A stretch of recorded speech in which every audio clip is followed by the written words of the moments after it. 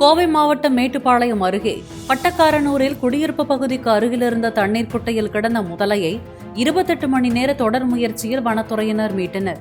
குட்டையின் மேல்மட்டம் வரை நீர் நிரம்பியிருந்த நிலையில் மோட்டார் பம்புகள் மூலம் பெரும்பாலான நீர் வெளியேற்றப்பட்டு அதன்பின் குட்டையின் அடியில் கிடந்த முதலையை கயிற்றால் சுருக்கு போட்டு வனத்துறையினர் மீட்டு பவானிசாகர் அணையில் விடச் சென்றனர்.